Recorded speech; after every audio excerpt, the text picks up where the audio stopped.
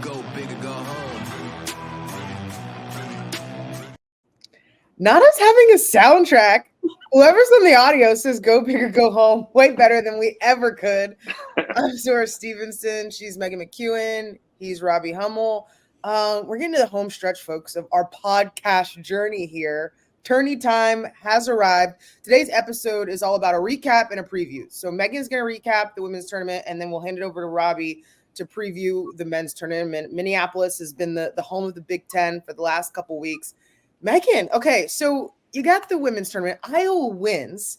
It was an amazing final game, went to overtime. Iowa's only second overtime game of the season, I believe. But it's how we got there. So lead us up to that championship game. What occurred? I mean, what I love about the tournament this year was it was exactly how the regular season was. Just crazy. Like, things made sense and then things didn't make sense. So everything, as our pal Mike Hall says, was chalk up until the day of the quarterfinals, where that means, you know, the seeds that are supposed to win and move on. I didn't realize what that meant until he kept saying it. So new term for me. But we get to the quarterfinals, Ohio State, Maryland, and Ohio State looks not great in that game. And Maryland absolutely carries that momentum on. Next game comes Michigan State, Nebraska. Nebraska on fire. Michigan State could never find their legs. Then we get to the night session. Iowa handled Penn State pretty handedly. And then Indiana was up 17 in the third quarter and loses to Michigan. So it's really interesting. And it kind of goes for both sides. I'd love to hear what Robbie thinks about this. But a lot of coaches were saying, especially the coaches that were top four seeds, they felt like their opponent had an advantage because they had played in the arena the night before and already was accustomed to the environment, the surroundings, the depth perception, all of that stuff. So they kind of felt like they were a little more ready. And that certainly was the case. Nebraska is a team I do not want to play in the NCAA tournament if I'm anybody in the country. They are on freaking fire. Jazz Shelley balled out. They had to have hit like 85 threes as a team in this tournament. I don't know exactly what the number was, but it was high and crazy.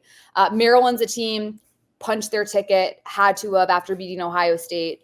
And Michigan, another team that was maybe on the bubble, has to be in after making to the semifinals. So biggest takeaway is that Iowa just somehow finds a way to get it done.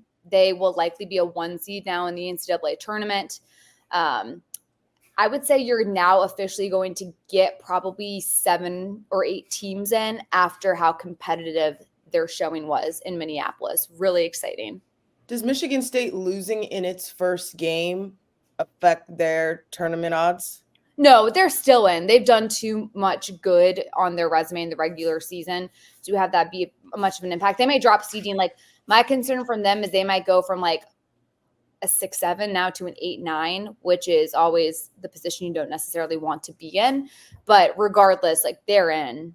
There's no doubt about that.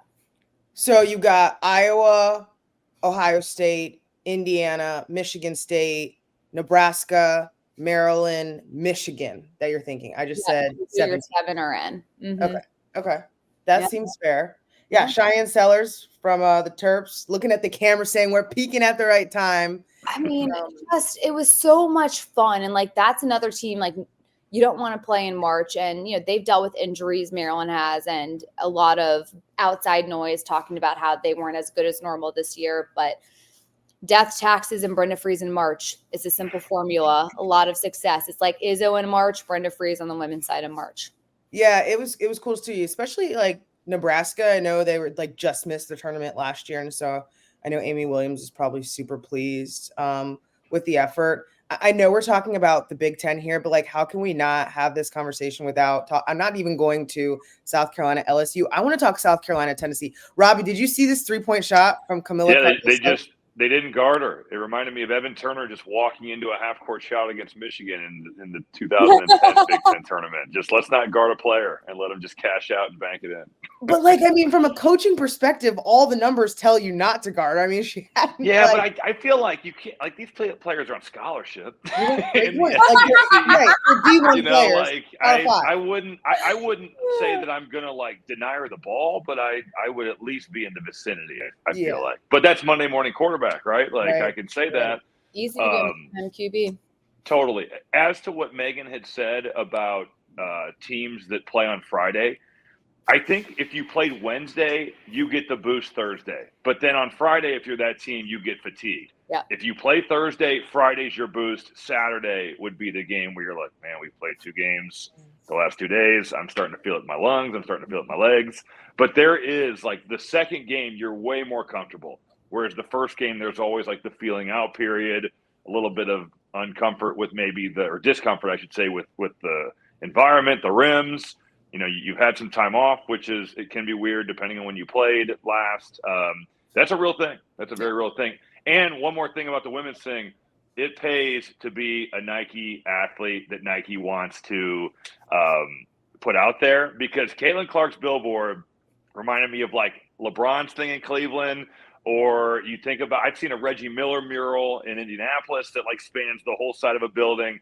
That thing was sick. That was well done by Nike. When they want to pump you, they put out tight stuff, and Caitlin Clark gets tight stuff. And I will say this, Rob, because you played at Target Center when you were with the Timberwolves, like it gets loud in there, and it was packed. I mean, it was sold out, the tournament was. But for those Iowa games, like when Clark hit a 3, and she didn't start out great in the 2 games, actually, which was interesting. But when she finally knocked down her first 3 of the game in the first game, I mean, the roof practically blew off the building. Yeah.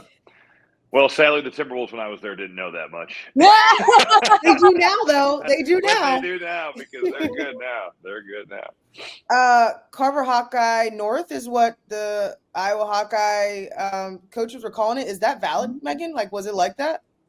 100%. I mean, it was all black and gold, 100%. All the kids had signs. Like, it was insane to see it. You know, Zora, I almost feel like we are a little numb to it at this point. I'm kind of at the point of taking it for granted, just like all of the Caitlin Clark Iowa stuff that you see. But it is, if you haven't been around a women's basketball program like Iowa, where it's just absolute hoopla right now, it is really fascinating to see the interest and how people have absolutely caught on and taken this by storm. Robbie, what men's fans do you think are going to travel the best to Mini this week? It's a good question. I fear for our attendance numbers. I don't know. I think it'll be different, because Indianapolis and Chicago, you have so many fan bases that are drivable, right? Like you've got Illinois, you've got Northwestern, you've got Michigan, Michigan State, Ohio State, Indiana, Purdue, Iowa, and Wisconsin, that are all like legitimate candidates to drive. And I would say for Minneapolis, it's more so Wisconsin is probably 3 or 4 hours from Minneapolis. 4 hours. Iowa's what, 4.5. So that obviously the women's program proved that that's very doable. Iowa has a lot to prove and play for. You know, they're a team that could still play their way into the NCAA tournament with a big showing here. So I'm hoping that maybe their fans will travel, but I know that the men's team has had some issues with attendance this year, which is kind of crazy because the women's team sells out every game. The wrestling team sells out Carver Hawkeye as well. I know Patrick McCaffrey made a comment before senior night that he didn't know how the crowd would be because he hadn't thought it had been good all year long. So I don't know. I'm a little apprehensive. I know DC wasn't great attendance-wise. Hopefully we'll get people to travel. Hopefully, you know, Minneapolis is a sneaky city in terms of Big Ten alumni. There's a lot of companies up in Minneapolis, and when you've got a lot of Midwest companies, you have to assume they'll hire a lot of Big Ten graduates. So fingers crossed, but I'm unsure. I'm unsure. Let's talk that first day since we have it here on Peacock. Dan, can you pull up the bracket real quick? All right. Rutgers, Maryland. What takes you? I know it's like, you know, a team that's looking ahead and then a Maryland team that, you know, had a lot of promise. What do you see in this first matchup, Robbie? Yeah, I mean, Rutgers has really struggled here down the stretch. They have, you know, I thought they showed some signs of life when Jeremiah Williams got eligible. They won 4 in a row and then kind of hit the skids late in the season. Just haven't had great energy, I feel like, which is surprising for a Steve Pikiell coach team. But they've had a disappointing season. Maryland has as well. You know, this is going to be one of those games where both these teams have got to create their own energy. They're both East Coast teams. The crowd could be a little bare for that one because those are probably the two schools that are as far away as possible from Minneapolis, and they've had their struggles. So that'll be interesting. That's going to be one of those games where you're like, who wants to be here? That really is going to be the biggest thing. And then you look at Michigan and Penn State. Michigan has had, let's be honest, a horrible season.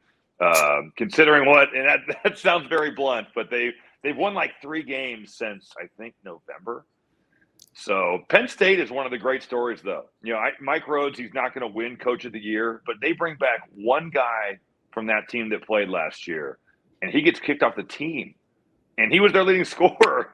And they've won like 7 or 8 Big Ten games. That's a great job by Mike Rhodes in year one. He's had to bring in a bunch of people, and he plays a very unique style, so it's not easy to do that in a short period of time. But they play hard. Ace Baldwin has been phenomenal. I would think that he'll make the All Big Ten team in terms of the defensive team. But yeah, the first day matchups, those are games where you're like, who wants to be here? Who's already going on spring break? You hate to say that, but that's the way it is. I love, but that's a phenomenal breakdown there. Your Boilermakers, how are you feeling about them? Well, they had some injury scares yesterday. Zach Edey sprained his ankle, then Braden Smith stepped on the ref's foot and sprained his ankle, which I feel like I'm the curse with my knee injuries back in the day that happened in late February. I'm like, oh my God, this can't happen. This can't happen to us again. But they did finish the game out. Phenomenal season. To win the Big Ten by multiple games again this year, they did it last year as well, is a great achievement for those guys. But now they got to prove it in March, and that's the sad reality that even though you've won the Big Ten, which is a great accomplishment, March is where this team's, I guess, legacy is going to be created. And I think that they are built to win and win big. And Braden Smith and Lance Jones, and even Fletcher Lawyer playing much better. Those 3 guys, I feel like they're ready for the moment. They're more prepared for what's about to come at them over the next 3 weeks. But, Edey is phenomenal. He is a generational player. People still say he's just good because he's big. Man, I've seen so many 7-footers that suck, that don't play hard, that don't rebound outside their area, that don't want to play. Big people end up playing basketball a lot of the time because they're like, hey, you're big. You should play center for us. And Edey, he competes. He knows what he needs to get to. That right jump hook is lethal. And if you double him, he'll pass it out and produce as good as anybody in the country at making threes. They lead the country in 3-point field goal percentage. So big couple weeks for Matt Painter and his team, but they have had a tremendous year thus far. Megan talked about how, on the women's side, the quarterfinals are where it got spicy. Where do you anticipate some upsets happening in the men's tournament? That's going to be interesting. That I would say the Michigan State has a lot to play for. They're a team that has had some real struggles down the stretch. Minnesota was hot, but they have kind of had a rough 2 or 3 final games to their regular season. I think Indiana's playing really well. Indiana is a team that could certainly – and look, they're a team that does not shoot threes. Trey Galloway's a little bit banged up. I don't think he came back into the game yesterday. And when he left, they were up like 20-5. He goes out, Michigan State goes back. But they found a way. Khalil Ware is really playing his best basketball of his career. I think that Indiana's a dark horse to maybe make some noise. And certainly Nebraska has had a phenomenal year. Fred Hoiberg is certainly one of those guys that deserves to be in the conversation for Coach of the Year, as is Chris Collins, and I would throw Matt Painter in there as well.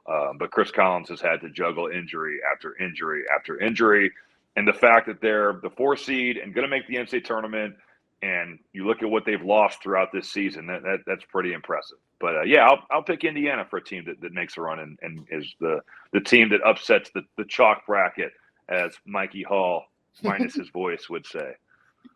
I'm looking at that bracket, and the instigator in me can't help but play up the fact that, Megan, your Wildcats could play Robbie's Boilermakers in the semis. Just like in the women's Come tournament. on. Yeah. Come on. Let's go. So give me your best, trash talk for why your team.